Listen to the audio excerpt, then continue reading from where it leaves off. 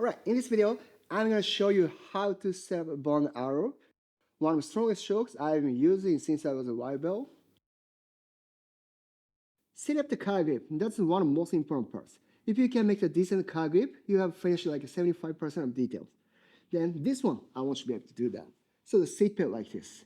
Then my right hand is going to be the hand to choke, make a grip. The time I do that, I'm not going to grab like this. First, I want to coordinate on his collar. That's why I use my other hand, right hand. Then I flip like this. You guys can see the inside his jacket. So this is what I want to do that. In order to do, I use my thumb to flip this. Then once it's done, I want to get my thumb inside his collar like this. The time I do that, 3 steps to do. First one, I'm not going to grab his collar yet. I get my thumb inside his jacket like this. Not just only inside the collar like this. I haven't grabbed his collar yet. Next thing, what I want is put my palm on inside his collar. This. Once it's done through 2 of them, now I grab his collar with my fingers like this. This time, even though I make a grip, I'm not going to change its shape. I keep this square shape as much as possible. That's the key to make a good grip for the choke. Then in a bow and arrow choke, it's not necessary to grab high. Probably in this situation, it's not even easy to make as well. Most of the time, your partner should be using the hands to block like this. So that's why you have no room to set up the nice and high collar grip. But it doesn't matter. We can adjust it later to apply pressure. That's why 1, 2, 3. 3 steps you set it up. Then once you set it up, now you create an angle. If you want to finish the back choke, you just need to stay in back control.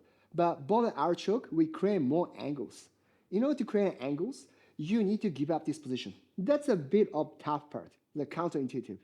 But as long as you control your partner, it's not a problem. So from this position, after that, either I grab side of his wrist, like single arm kimura frame, or far side collar. So whichever you prefer to do that. In my case, most of the time, I like to grab far side collar like this. And then from this position, I'm going to come up as if I'm making a technical mount position. The time I do, my left leg is a bit in the way. That's why I'm going to go like this. I use my heel to turn his hip like this. There's a space here. Once I find a space, I switch my legs like the scissors. 1 and 2. Especially this is super important for the next couple of actions. If I leave my leg in the middle, it's not too bad, but it's getting hard to make angle later on. Or I get caught in his half guard. That's why switch, wedge hook like this. Then after that, I start using my elbow to come up like this. Although I create more angle, I don't want him to put his back on the ground. That's why, like using my chest, I block behind scapula and shoulder like this. Then as you can see that, I still keep the collar grip. Then from this, I'm going to drag back my right leg like this. As I drag back my right leg, I can come to this position. This is exactly the same format as technical mount position. From this, I'm going to make a grip to choke him. This choke is one of the strongest ones with using your body. That's why from this position, once I make, I slightly pick him up, like keeping the seatbelt this way. See? I will get on my toes. As I get on my left toes, I'm getting closer to his right leg. From this position, with taking this out, I want to hold his leg. There's been so many ways to do, but personally, I like to hold his leg with using my armpit like arm car. And that's one of the strongest ways to connect his head and knee to make the perfect leverage. So from here, this way. After that, I'm going to form the right shoulder like following his left knee. This way.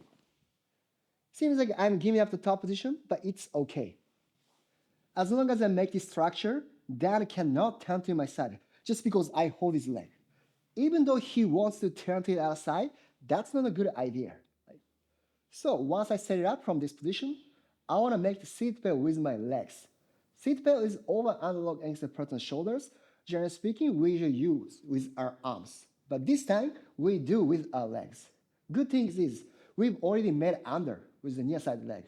So the far side leg goes over his shoulder like this. After that, I'm going to cross my feet. Literally, this is the same mechanism as seat belt.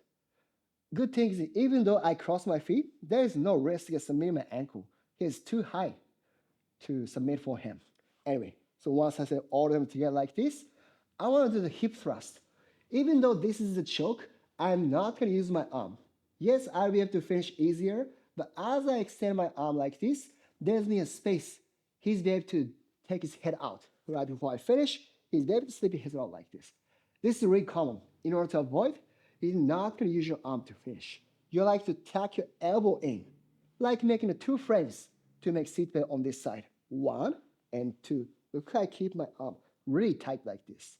Now, in order to apply pressure, I just want to hip thrust with yanking his body. Yanking his body means I pull his knee towards his shoulder and then I thrust my hips forward.